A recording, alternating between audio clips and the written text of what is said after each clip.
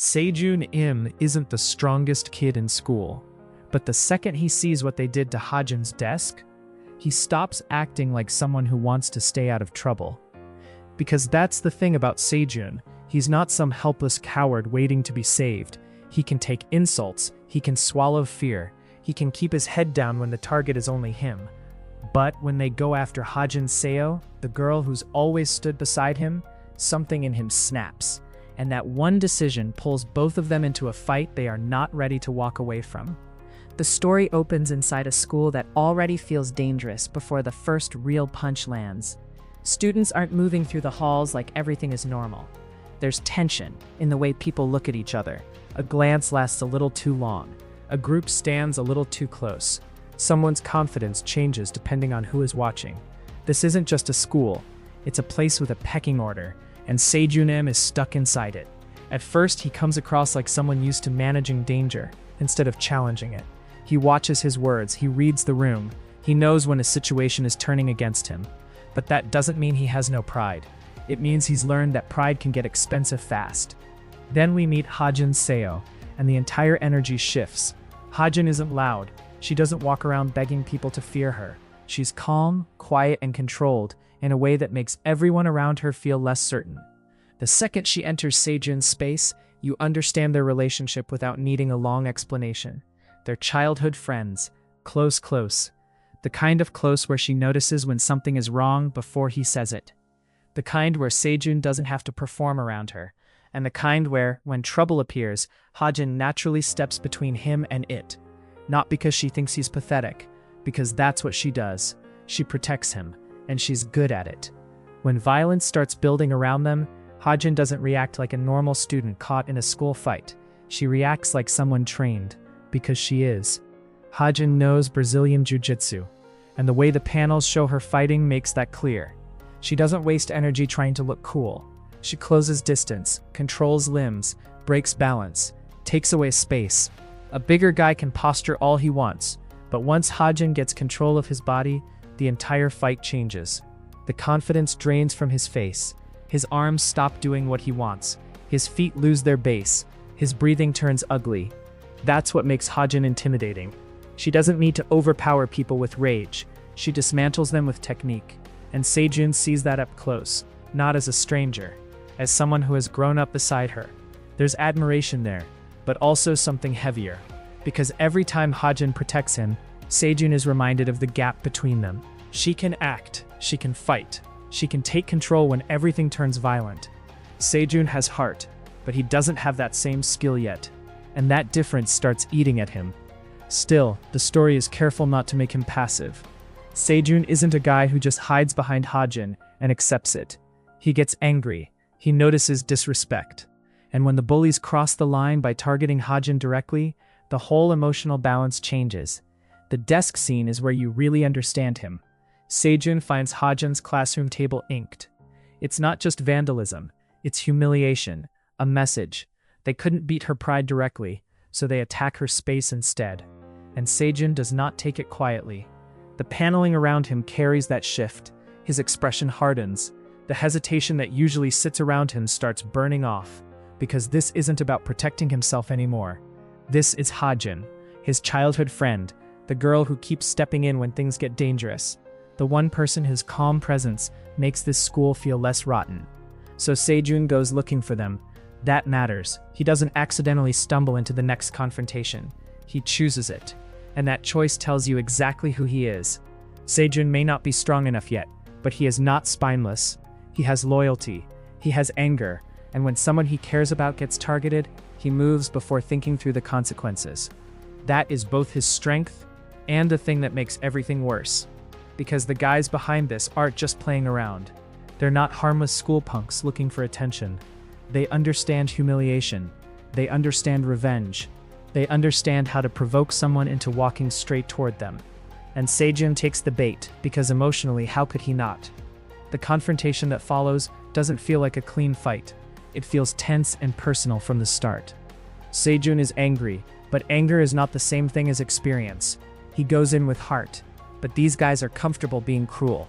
They know how to crowd a situation, how to push buttons, how to turn someone's emotions against them. And you can feel Sejun realizing that in real time. His body is willing, his courage is there, but the gap in fighting experience is obvious. That's where Guard Pass feels grounded. Sejun's problem isn't that he has no backbone. His problem is that backbone alone doesn't win fights. Not against people who are used to violence, not against people who know exactly how far they're willing to go.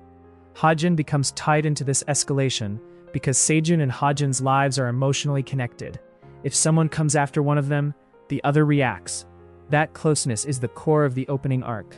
They are not just classmates, they are each other's weak spot, and the bullies start figuring that out.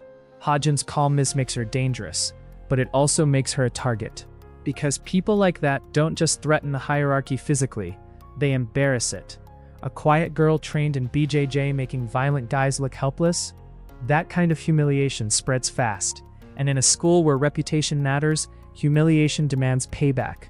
The tension keeps tightening because everyone's emotions are now pointed in the wrong direction. Sejun is furious because they disrespected Hajin. The bullies are furious because Hajin made them look weak. Hajin is trying to keep control because she understands how ugly this can get. And the story doesn't need to invent some huge dramatic battlefield to make that dangerous. The danger is in the ordinary spaces. Classrooms, desks, hallways, corners where teachers aren't watching. That's what makes it feel real. The violence doesn't arrive with a warning sign. It grows out of places that are supposed to be safe. When Hajin fights, the visual language stays sharp and practical. You see body positioning matter. You see how control beats wild aggression. Her BJJ background gives her a terrifying edge when someone gives her a limb, a collar, a neck, or a bad angle. But the story also makes one thing clear. Technique doesn't make you invincible, especially when the conflict stops being a fair exchange and becomes retaliation. By chapter 5, the violence finally catches up to her, and it hits hard. Hajin gets seriously injured. Not in a clean, heroic way, not with some cool final pose that lets the audience celebrate. She gets hurt badly enough to be hospitalized, inactive, removed from the school battlefield completely. And that is the moment the entire opening arc turns. Because up until now, Hajin has been the stabilizing force. When she is present, there is control. When she steps in, Sejun has someone beside him who understands violence better than he does. But once she's in the hospital, that protection is gone, and the emotional damage lands almost harder than the physical one. Sejun has to sit with what happened. He acted because he cared. He fought back because Hajin was targeted. That part wasn't wrong, but caring doesn't erase consequences. And now the girl who has protected him since childhood is lying injured, while the people responsible are still walking around. That guilt is different from cowardice. It isn't, "I did nothing." It's worse. It's, "I tried, and it still wasn't enough." That is a much stronger place for Sejun's character to begin. He has courage already. What he lacks is the ability to make that courage useful. The hospital aftermath reframes everything Hajin taught him. Her BJJ isn't just a cool fighting style anymore. It becomes proof that skill matters, control matters, training matters. Knowing what to do when fear hits your body matters. Sejun's anger pushed him forward, but the world pushed back harder. Now he has to decide whether he's just going to keep reacting emotionally, or actually become someone who can stand in a fire without getting himself or Hajin destroyed. That's the real hook of these opening chapters. Not a weak boy suddenly wanting revenge. A loyal boy realizing loyalty alone is not enough. Sejun has heart. He has anger. He has someone he desperately wants to protect. But the people around him are cruel, organized, and comfortable escalating past normal limits. And Hajin, the one person who could usually control that violence, has been taken off the board. So, by the end of chapter 5, the story leaves Sejun in a brutal position. His closest friend is hospitalized. The school's violent hierarchy is still intact. The bullies now know exactly where to hurt him emotionally. And Sejun has already proven he will run straight toward danger when Hajin is involved. That makes him brave. But it also makes him vulnerable. Because if he keeps fighting with only emotion, he's going to get crushed. And if he does nothing, then everything Hajin went through means nothing. So now the question becomes simple. Can Sejun turn that anger into strength before this school breaks in two? Because Hajin Seo was never just his protector. She was his closest friend, his safe place, the person who made violence look controllable. And now she's in a hospital bed, which means Sejun has to step into a world she used to shield him from. Only this time he can't just fight because he's angry. He has to learn how to win. 3 months. That's how long Sejun spent tearing his body apart after Hajin got hospitalized. 3 months of training, 3 months of replaying that night, 3 months of realizing that anger means absolutely nothing if your body can't back it up. And now, the same bullies who used to choke him out in a classroom barely recognize the guy walking back into school. But the dangerous part isn't that Sejun got stronger, it's that he never let go of the revenge. The story picks back up after Sejun's transformation at the dojo, and the difference is immediate. Not anime magic immediate, grounded immediate. He's leaner, his posture is different, he moves with more balance. Even the way he wears the school uniform changed. Earlier chapters framed Sejun like somebody carrying his own weight awkwardly. Now the panels give him more presence. His shoulders stay relaxed. His eyes don't wander as much. He takes up space without trying to. But emotionally, nothing is resolved. Hajin is still recovering. The real attackers are still unknown. And Sejun's anger has only gotten sharper during training. One of the first important things these chapters establish is that the dojo wasn't just helping Sejun lose weight. They were rebuilding how he reacts under pressure. The training scenes aren't glamorous. They're exhausting. Bodies crashing into mats, sweat dripping everywhere, Sejun getting folded repeatedly while more experienced fighters casually explain what he's doing wrong. And the visual storytelling sells how frustrating this process is. Sejun's size gives him advantages, but technique keeps exposing him. Every time he relies only on strength, somebody redirects him, sweeps him, pins him, forces him to think instead of charging emotionally. That's the major shift happening under the surface. Before, Sejun fought because his emotions exploded. Now, he's slowly learning how to stay functional after those emotions hit. The dojo members notice it too. There's still comedy around him because the dojo atmosphere stays chaotic and loud. But underneath the jokes, people are genuinely impressed by how fast he's adapting. His frame matters. Long limbs, heavy pressure, strong base. Once he starts understanding leverage, he becomes difficult to deal with fast. But the story is careful not to make him overpowered yet. He's improving, not dominating. That distinction keeps the tension alive. Then Sejun returns to school, and honestly, the mood there feels poisonous now. Earlier chapters had moments of comedy and chaos mixed into the bullying. That layer is mostly gone. Now there's history sitting underneath every interaction. People know Hajin got attacked. People know Sejun disappeared for months. People know something changed, and the school reacts to him differently. Students who used to casually disrespect him hesitate longer now. Not because they suddenly fear him like some legendary fighter, because his energy changed. There's a quiet intensity around him now. The panels linger on reactions when Sejun walks into a room. Eyes tracking him, whispers stopping. Bullies trying to figure out whether he's still the same target. Then the rooftop confrontation starts building. And this is where the series really starts showing how much Sejun changed psychologically. Earlier, Sejun reacted emotionally and rushed in. This time, there's restraint underneath the anger. Not peace, restraint. Huge difference.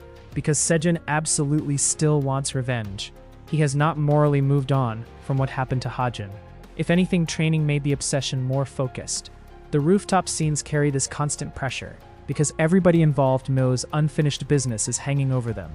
Kisok Lee especially. And Kisok's characterization stays important here. He isn't framed like a final boss mastermind. He's a violent bully, trying to survive inside a hierarchy bigger than him.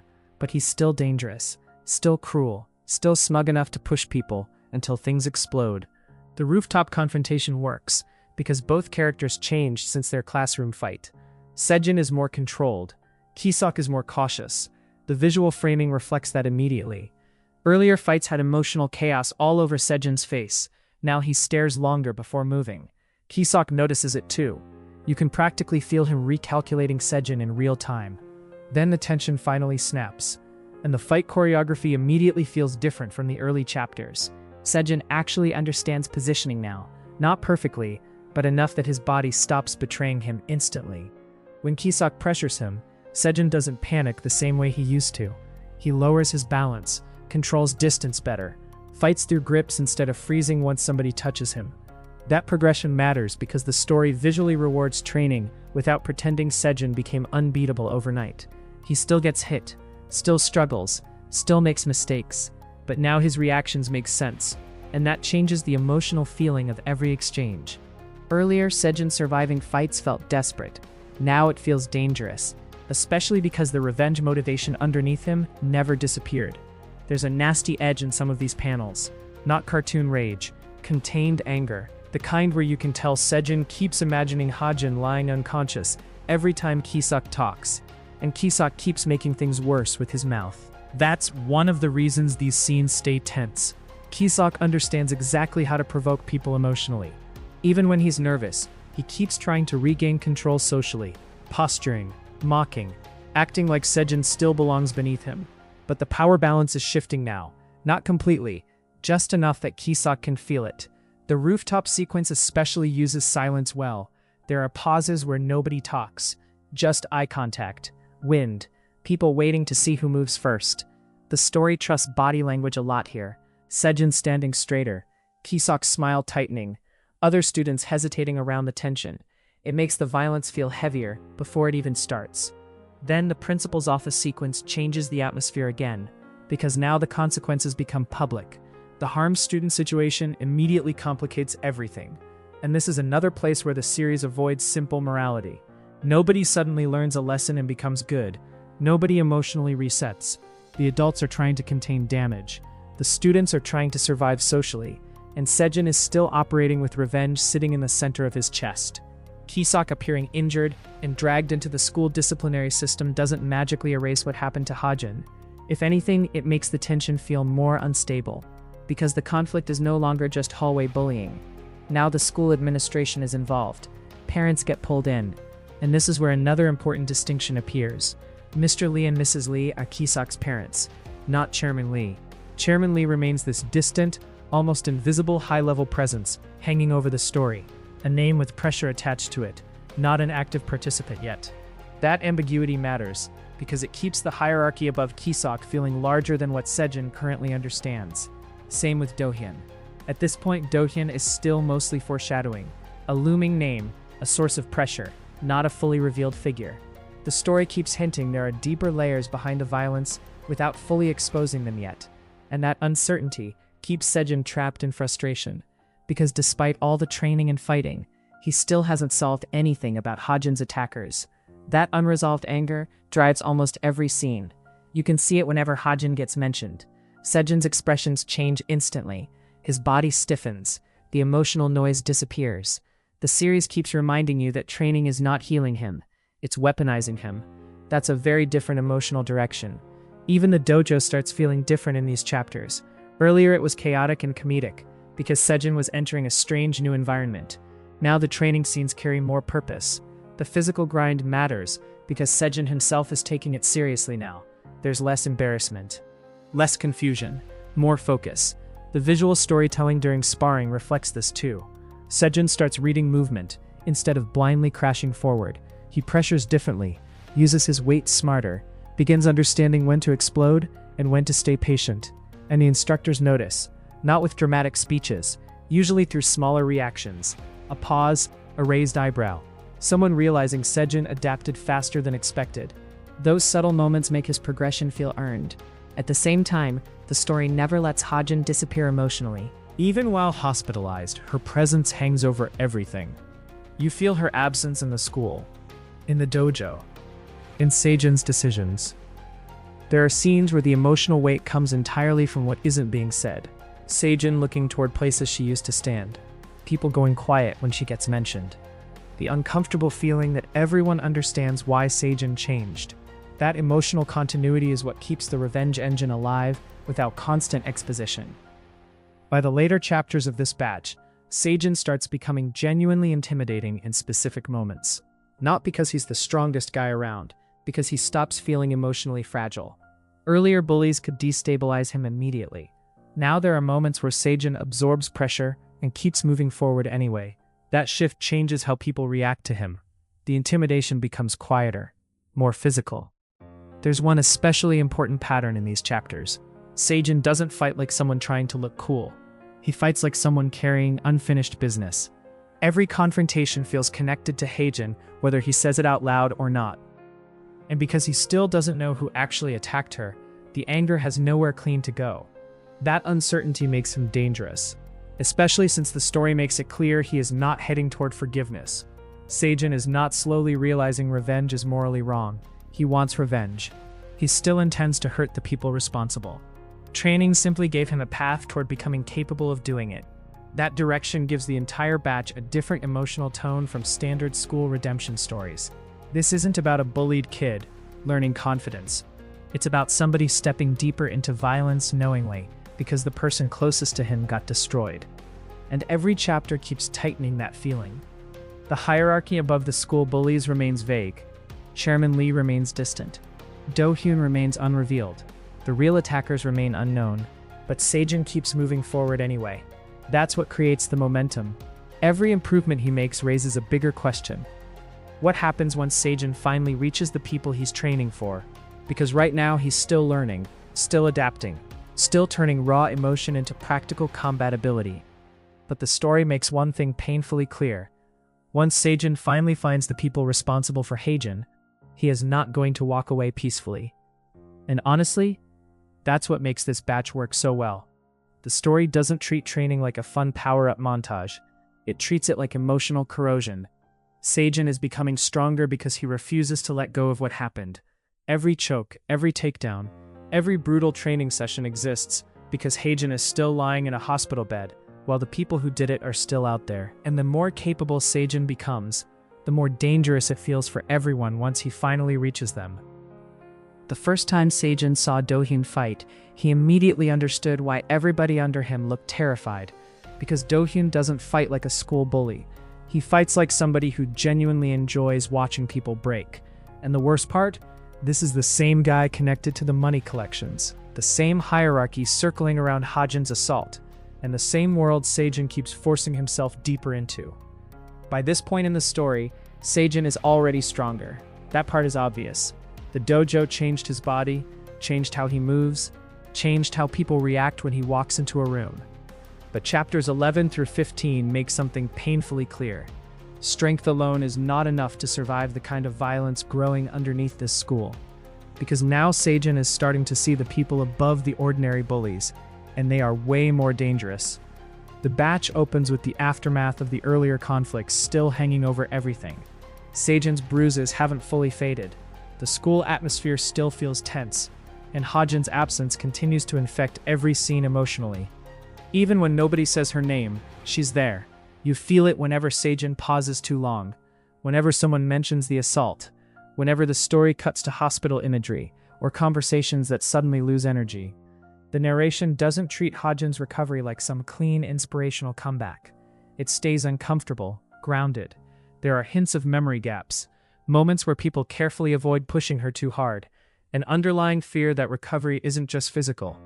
And honestly, that restraint makes the situation hit harder. The story understands trauma doesn't disappear because somebody survived. While all of that hangs in the background, the school conflict keeps evolving. The earlier chapters were about bullies. Now it feels more like a system. Collections, hierarchy, pressure moving downward from people we still can't fully see. And at the center of that pressure is Do-hyun, the boxer, the leader, the guy Ki-seok answers to. The first thing the story does right with Do-hyun is presentation. He doesn't walk into scenes screaming. The intimidation comes from control. His posture stays loose, his expression barely changes, and the people around him react before he even speaks. That alone tells you where he stands in the hierarchy. Then the boxing side starts showing, and visually, it feels completely different from Hajin's jiu-jitsu. Hajin's style compressed space. Do-hyun's style dominates space. Sharp footwork, explosive straights, compact movement. The panels emphasize impact differently around him too. Hits don't feel technical, they feel violent. The story frames his punches with sudden motion bursts, and brutal reaction shots that make every exchange feel dangerous instantly. And Sejun notices all of it. Because Sejun has spent the last few chapters learning control, leverage, and pressure through grappling, Do-hyun represents a completely different kind of threat. Fast, aggressive, direct. The intimidation factor isn't just physical either, it's social. People lower their eyes around him. Ki-seok, who spent earlier chapters acting untouchable, suddenly feels smaller in Do-hyun's presence. That shift quietly recontextualizes everything that happened before. Ki-seok wasn't the top of the chain. He was just one violent piece inside a larger structure. and Sejun is only now beginning to understand how deep that structure goes. There are several scenes where the tension comes entirely from implication. A conversation stopping when somebody approaches, a collection reference, a stare held slightly too long. The story avoids over-explaining the hierarchy, which actually makes it feel more dangerous. You get the sense that Sejun is stepping into something bigger than school fights, but he still can't fully see the shape of it yet. That uncertainty keeps the momentum strong, because every new interaction raises the same question. How far up does this thing actually go? At the same time, Sejun himself keeps changing. The biggest progression in these chapters isn't just physical, it's observational. Earlier, Sejun mostly reacted emotionally once violence started. Now he watches people, reads movement, studies posture. The dojo training is starting to reshape how he processes danger. You can see it in the panel framing. There are moments where Sejun notices weight distribution, spacing, timing, especially when watching Do-hyun fight. And the emotional reaction underneath that observation matters. Sejun isn't admiring him, he's measuring him, trying to understand what kind of monster he would eventually have to face if the trail toward Hajin's attackers keeps leading upward. That revenge thread never disappears, not once. Even when Sejun trains, even when school politics flare up, even when adults start interfering, everything keeps circling back to Hajin. The story constantly reminds you why Sejun is pushing himself this hard. Not pride, not popularity, guilt. There are quieter scenes in this batch that hit especially hard because of that. Hospital atmosphere, awkward pauses, people choosing words carefully around Hajin. The emotional framing stays grounded, no exaggerated melodrama, just the ugly reality that trauma changes how people move through space. And Sejun carries that reality everywhere. One of the strongest visual patterns in these chapters is how Sejun's body language changes around violence now. Earlier he looked emotionally overwhelmed the second tension escalated. Now he settles, not calmly, more like someone forcing himself into focus. His shoulders lower, his eyes narrow, he stops wasting movement. That transformation makes later confrontations feel heavier, because you can tell Sejun is becoming capable of real damage, and the story never treats that as fully heroic. There's always danger attached to it, especially when Do-hyun enters the equation, because unlike Kiseok, Do-hyun feels genuinely experienced, not just cruel, experienced. The boxer mentality changes the rhythm of the confrontations too. Everything around Do-hyun feels faster, sharper. He pressures people psychologically before he even throws punches. And once he starts moving, the panel pacing accelerates hard. Fast combinations, quick shifts in distance, violent body shots. The contrast with Sejun's grappling-based growth becomes really important here. Do-hyun creates destruction through impact. Sejun is slowly learning how to create control through positioning. That stylistic clash gives future confrontations a ton of tension before they even fully happen. The batch also keeps reinforcing that there are higher-level forces involved without directly exposing them yet. Names get implied. Pressure moves through conversations. Adult reactions feel cautious in specific moments, but the story avoids giving the audience a clean map of the hierarchy. That restraint helps the world feel bigger and more dangerous, because Sejun is clearly entering territory where school punishments and hallway fights are no longer the real problem. Another important continuity point is Chairman Lee. The story deliberately keeps distance around him. He remains separate from Kiseok's parents, separate from the direct school conflict, more like an invisible pressure sitting above the situation. You feel his influence without fully understanding his exact involvement. That ambiguity matters. The story wants the audience uneasy, not informed. And honestly, that choice works, because it mirrors Sejun's perspective perfectly.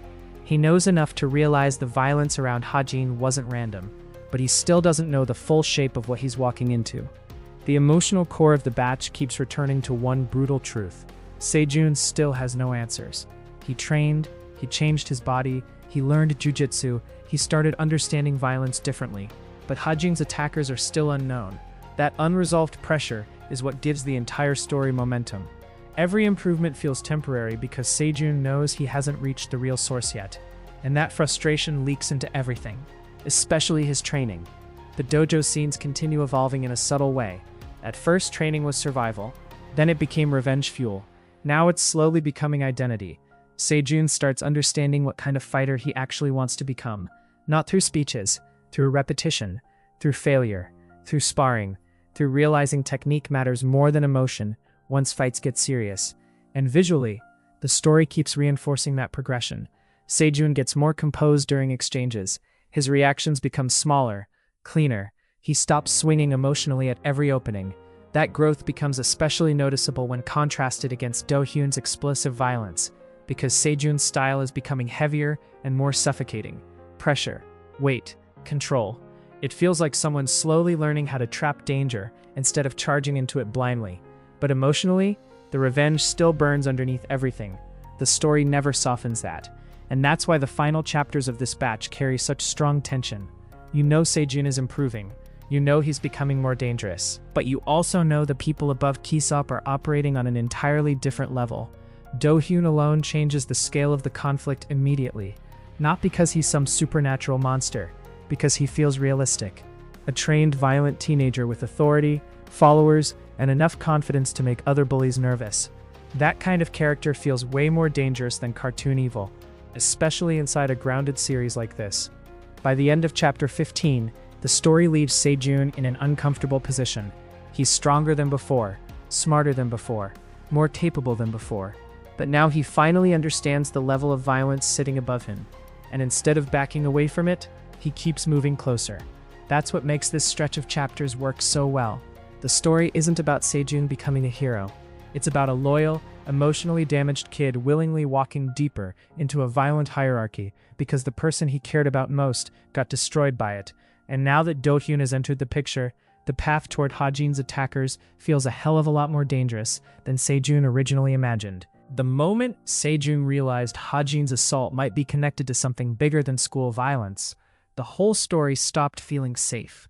Because now there are whispers about underground fights, money moving around, people getting paid to watch teenagers destroy each other. And somewhere inside all that mess, Hajin's case already has a second file marked closed. That's the part that really gets under Sejun's skin. Not just that someone hurt her, that somebody might already be trying to bury it. The batch opens with the aftermath of the two-file reveal still hanging over everything. Jason and Su-Heyon, the bat-wielding woman from the alley, already know this situation smells wrong. Not vaguely suspicious, wrong. The visual tone changes immediately after that reveal too. Earlier chapters focused on school hallways, rooftops, dojo mats. Now the story starts drifting into darker spaces. Alleys, underground rooms, people talking in half sentences, adults reacting carefully instead of directly. The violence starts feeling organized, and Sejun is still right in the middle of it. The important thing is that nobody fully explains the system yet. That restraint matters. The story keeps everything fragmented. Money collections, underground viewers, Do-hyun's pressure, the hidden case file. You can feel the connections forming without the story stopping to draw a clean map. And honestly, that uncertainty makes everything more tense. Because Sejun is chasing answers while realizing he may not even understand the scale of what he's walking into. Back at the dojo, the atmosphere keeps shifting between comedy and danger in a way Guard Pass does really well. 1 second, people are teasing Jason like an exhausted homeless uncle sleeping around the gym. The next second, somebody casually references violence serious enough to permanently ruin lives. That tonal contrast keeps the world feeling grounded. The dojo isn't some sacred anime training temple. It feels alive, messy, filled with adults who have seen ugly things before. And Sejun is slowly becoming part of that world. His training continues, but the emotional framing around it changes again in this batch. Before, training was about revenge. Then it became about control. Now it starts becoming preparation. Because Sejun finally understands that the people connected to Hajin's case aren't just random bullies throwing punches behind the school. Some of these people are experienced, organized, comfortable with violence. And Sejun's current level still isn't enough. The boxing problem introduced in the previous batch keeps echoing through these chapters too. That weakness matters. The story doesn't forget it. Sejun can grapple, he can pressure, he can overpower ordinary students now. But trained strikers still create danger before he can close distance. The narration keeps reinforcing that through body language. Whenever Sejun watches fighters now, his eyes go straight to movement. Footwork, distance, hands. The dojo is teaching him how to read violence instead of just surviving it. And visually, you can see him becoming more patient. Earlier, Sejun exploded emotionally the second tension appeared. Now there are pauses before he moves. Moments where he studies people instead of rushing them. That growth becomes important once the underground fight atmosphere starts entering the story, because the intimidation changes. School bullies wanted control. These people want entertainment. That difference makes the violence feel colder. There are scenes where conversations about fighting sound disturbingly casual, like hurting people has become part of business. And Sejun reacts to that world differently than he reacts to ordinary school bullying. With bullies, he gets angry. With this, he gets unsettled. Especially once hints start appearing that Hajin's assault may connect to something larger than a random revenge attack. Again, the story never outright confirms the entire structure. That's important. Even Do-hyun only starts brushing against the truth before getting interrupted. The narration should feel like Sejun catching pieces of a puzzle, while the full picture keeps staying just out of reach. And honestly, that uncertainty becomes one of the strongest retention engines in this stretch. Because every answer creates two bigger questions. Do-hyun keeps becoming more dangerous every time he appears, not because he monologues about being evil, because everybody reacts to him like he's a genuine threat. His boxing background changes the visual rhythm of every confrontation. Quick entries, sharp pivots, explosive combinations. The panels around him feel aggressive, even when he's standing still, and Sejun notices that. One of the best things these chapters do is show Sejun learning through fear, instead of magically overcoming it. There are moments where he watches people fight and immediately understands he would lose in his current state. That self-awareness makes his growth feel real. He isn't delusional. He knows he's still incomplete. But he keeps moving forward anyway, because Hajin's condition never lets him emotionally back away. The hospital scenes remain incredibly important for that reason. Hajin's recovery still feels unstable. Not dramatic in an exaggerated way. Fragile. There are memory gaps, trigger responses, small moments where her fear surfaces before she fully understands it herself. And Sejun seeing that damage changes him. The story avoids turning Hajin into a helpless victim. That's important. Even injured, she still feels like Hajin. But now there's hesitation layered into her body language. A flinch, a pause, a distant expression after certain memories get touched. The emotional weight comes from seeing someone who used to protect others, now struggling to feel safe herself. And Sejun absolutely cannot let that go. That obsession keeps driving the entire batch. Jason understands it too. That's why his warnings to Sejun feel practical instead of preachy. Jason isn't telling him to forgive anybody. He's telling him he'll get himself killed if he keeps charging into a hierarchy he doesn't understand yet. That difference matters, because revenge is still active. Completely active. The dojo isn't trying to erase Sejun's anger. They're trying to stop him from becoming reckless enough to die before he reaches the truth. The underground fight implications start getting stronger as the chapters progress. You hear conversations about viewers, money, setups, people making profits off violence. But again, the story keeps everything intentionally incomplete. Nobody fully explains the organization. Nobody gives a neat exposition speech. You experience the uncertainty exactly the way Sejun does, in fragments. That storytelling choice works because it makes the world feel larger than the protagonist, especially once adults start entering scenes more frequently. Not heroic adults, complicated ones. People like Jason and Queen feel like they've lived around violence long enough to recognize patterns immediately. And Su-Heyon herself becomes one of the most entertaining parts of this stretch, because she's terrifying in a completely different way than Do-hyun. Do-hyun feels controlled, Su-Heyon feels chaotic. The alley scenes with her are brutal and weirdly funny at the same time. She insults people while breaking them apart, swings weapons casually, treats ambushes like annoying errands. But underneath the comedy, you can tell she understands exactly how ugly this world really is. That's why her reaction to the second case file matters so much. The joke energy disappears. The atmosphere tightens, because even somebody comfortable around criminals immediately understands what that second file implies. Not certainty, interference, pressure from somewhere higher. And Sejun is still nowhere close to the center of it yet. That realization changes the emotional direction of the story again. At first, Sejun believed getting stronger would solve things. Now he's realizing strength only lets him survive long enough to see how deep the problem goes. That's a much darker progression, especially because Sejun keeps getting pulled closer to people like Do-hyun. The hierarchy above the school bullies feels increasingly violent and increasingly professional. Not polished. Professional in the sense that these people are used to hurting others, used to collecting money, used to intimidation, used to covering tracks. And the possibility that Hajin got caught somewhere inside that structure keeps hanging over every chapter.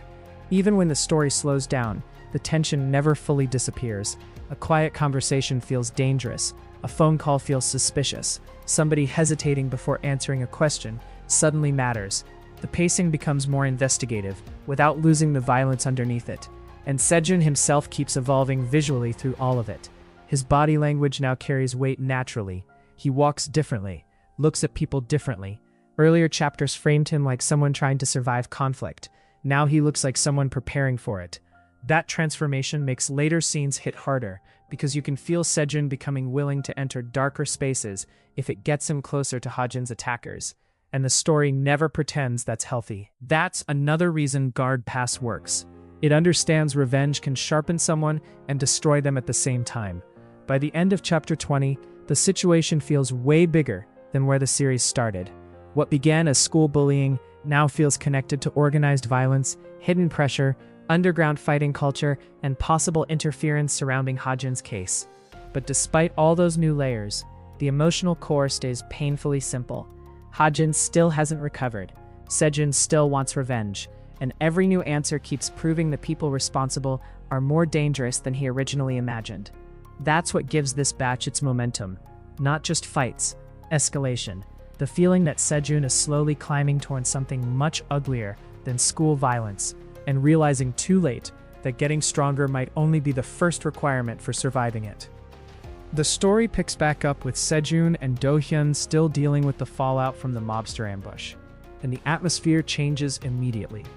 Earlier arcs felt like school violence spiraling out of control. These chapters feel criminal. The danger stops feeling local. Cars pull up, adults move carefully. People speak in half sentences like everyone already understands there are consequences for saying too much. And Sejun, despite how much stronger he's become, suddenly looks young again standing inside that world. That contrast matters, because Sejun has absolutely changed. The dojo rebuilt him. His posture is sharper. His reactions are cleaner. He doesn't freeze under pressure the same way he used to. But these chapters keep reminding him that physical strength means almost nothing once organized people start protecting money. Do-hyun understands that world way better than Sejun does. That's why their dynamic becomes so interesting here. They still aren't friends, not even remotely. There's too much history sitting underneath every interaction, too much violence, too much resentment, too much blood tied back to Hajin. But for the first time, Sejun starts realizing Do-hyun isn't just some arrogant school bully collecting money because he enjoys power. He's under pressure too. Real pressure. The kind that even makes violent people nervous. At the gym, the tension never fully relaxes. Do-hyun looks exhausted. Sejun stays defensive. Both of them are irritated at being trapped around each other. But underneath the hostility, you can feel both of them recalculating the situation, especially Sejun. Earlier, he viewed Do-hyun like a wall standing between him and the truth. Now he's starting to realize Do-hyun may also be stuck inside the same system. That doesn't excuse him. The story is careful about that. Do-hyun is still dangerous, still violent, still responsible for hurting people.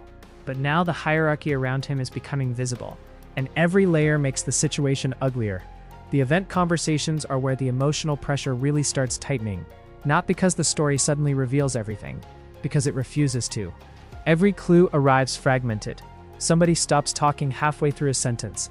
A name gets mentioned carefully. A reaction panel tells you more than the dialogue does.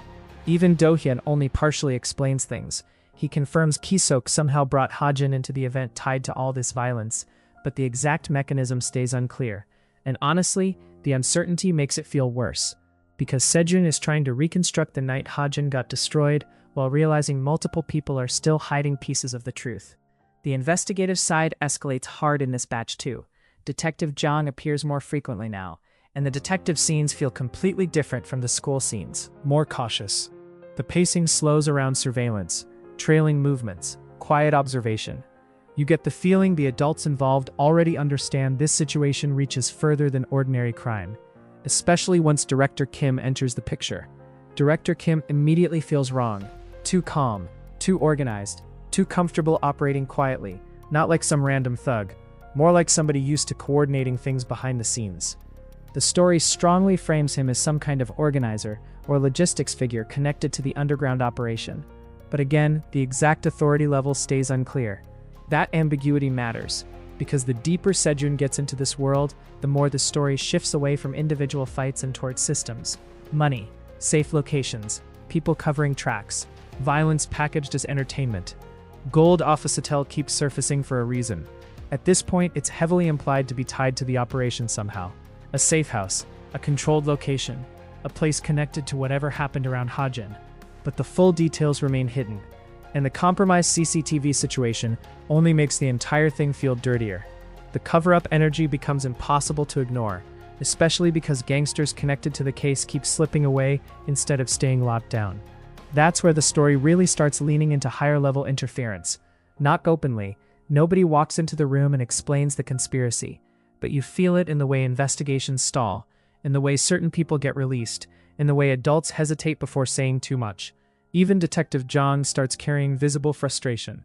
Small expressions, long pauses, the kind of tired anger people get when they know something is wrong but can't fully expose it yet. While all of this keeps unfolding, Sejun continues training. And the important thing is that his growth now feels tactical instead of emotional. Earlier arcs focused on rage pushing him into fights. Now he's actually adapting. Jason Han keeps drilling the same lesson into him over and over. Violence isn't about pride, it's about survival. That's why the training scenes in this batch feel rougher and more technical.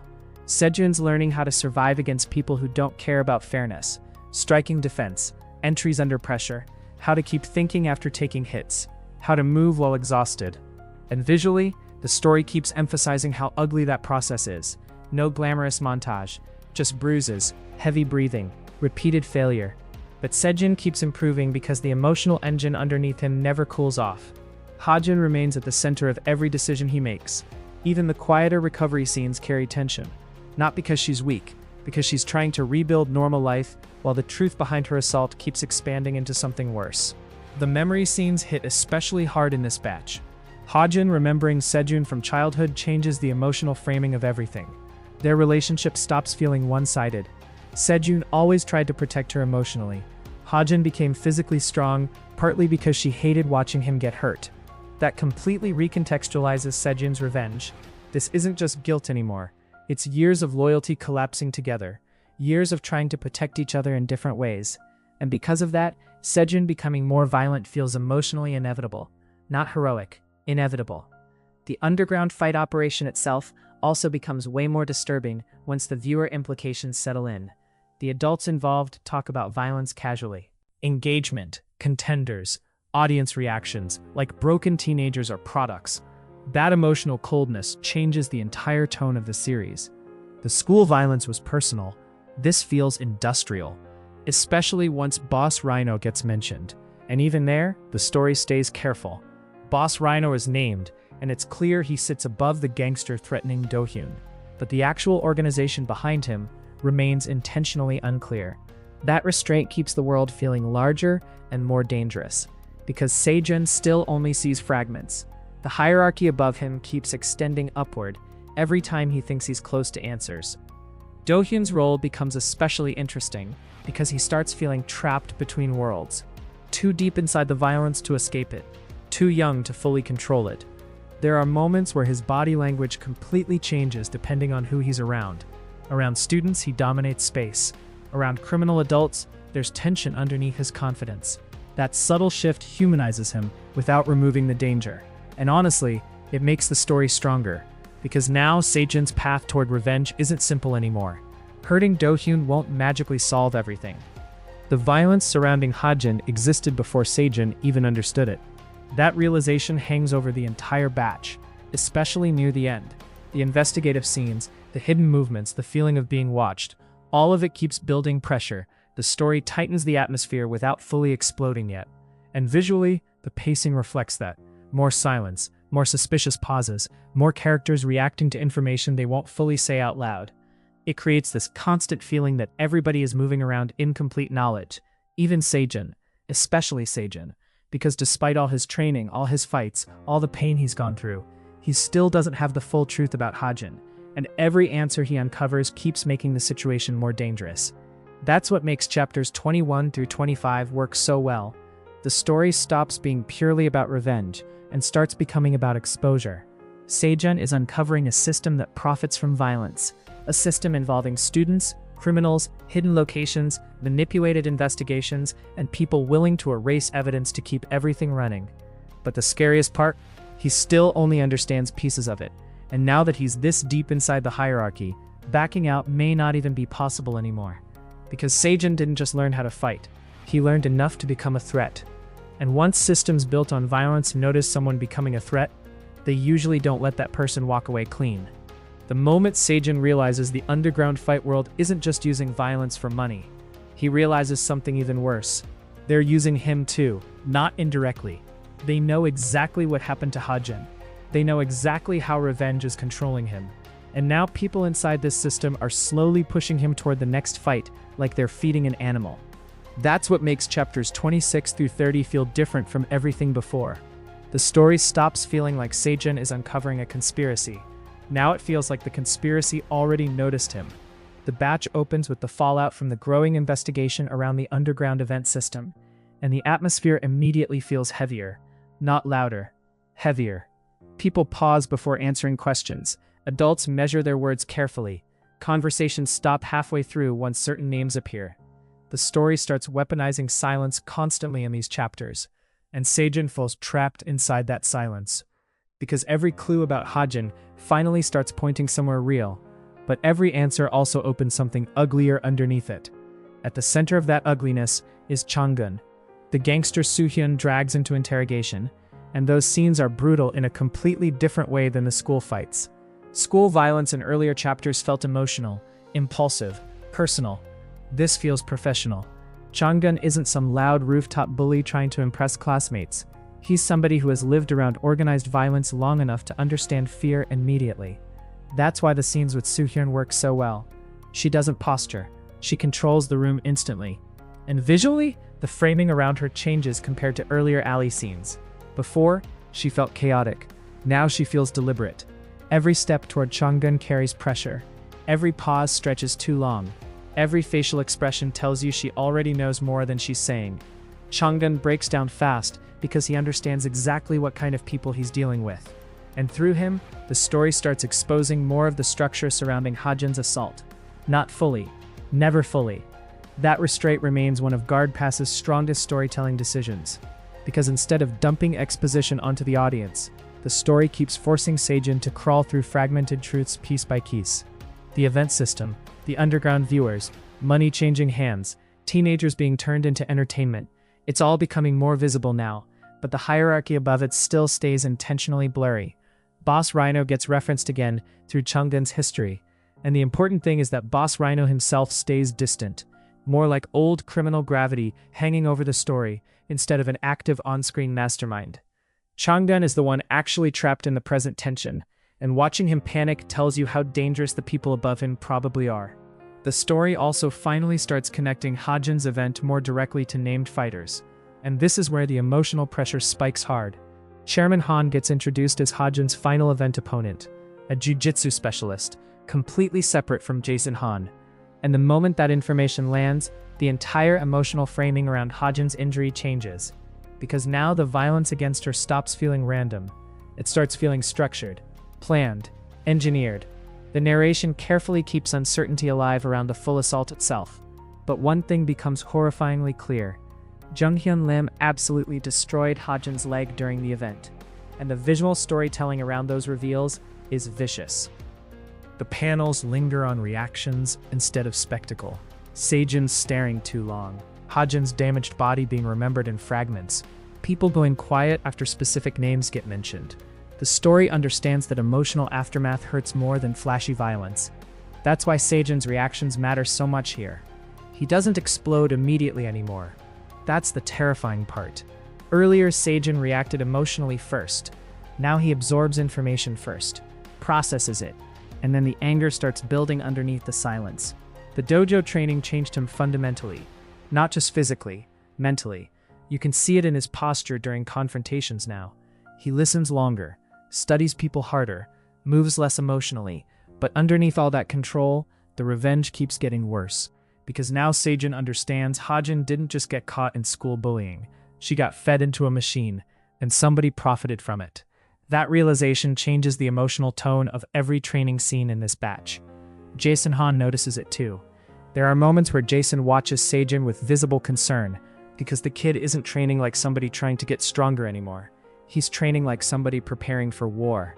And the scary part, the organizers seem to understand that perfectly. Director Kim becomes incredibly important in this stretch, because he's no longer framed as some distant, suspicious figure. Now he feels active, manipulative, like somebody quietly arranging emotional dominoes. The reveal that Director Kim told a fighter holding a grudge where to find Hajin changes the entire atmosphere instantly. Not because the full assault mechanism gets confirmed, it doesn't. The story intentionally keeps major pieces unresolved heading into the next arc. But now Sejun finally knows enough to realize people actively steered violence toward Hajin. That's different from chaos. That's orchestration. And the moment Sejun emotionally understands that, the whole revenge engine inside him mutates again. Because random cruelty is one thing, manipulated cruelty is another. The underground side of the story also gets way darker in these chapters. The dark web implications stop feeling theoretical. People are discussing distribution, viewership, engagement, like violence has become content. And honestly, that industrialized feeling is what makes this arc so disturbing. Nobody talks about fighters like human beings anymore. They talk about them like products, assets, traffic. The adults around the operation feel emotionally detached from the damage they create, and the story keeps contrasting that coldness against Hajin's trauma. That emotional contrast is what gives these chapters their weight, because Hajin still feels painfully human. Her recovery stays grounded. Memory instability, emotional hesitation. There are scenes where she pauses mid-thought, like her body remembers something before her mind fully catches up, and Sejun notices every single one of those moments. That's why the revenge keeps escalating. Not because he enjoys violence, because he keeps seeing proof that Hajin is still carrying what happened inside her body, and now he knows people may have intentionally led her into it. The pacing across these chapters becomes incredibly predatory because of that.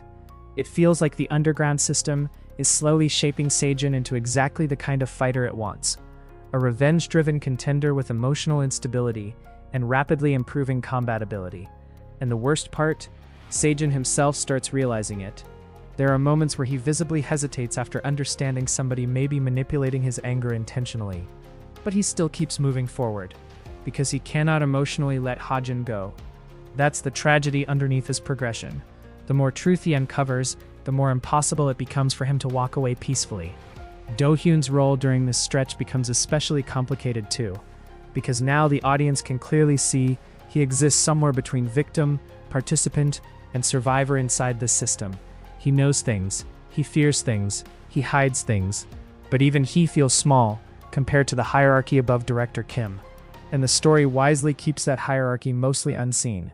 No cartoon villain meetings, no giant exposition reveals, just pressure, invisible pressure moving downward through everybody.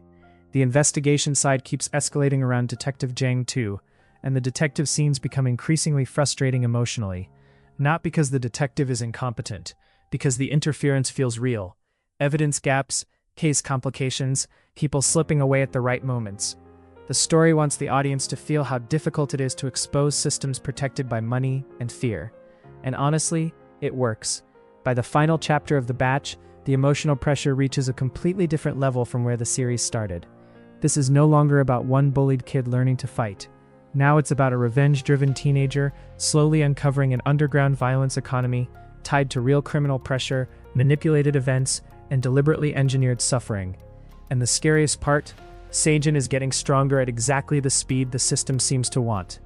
That final realization hanging over Chapter 30 is what makes the cliffhanger hit so hard, because for the first time, it genuinely feels possible that Sejun's revenge path isn't just being observed, it's being cultivated, like somebody behind the curtain looked at his pain and decided to turn it into entertainment too.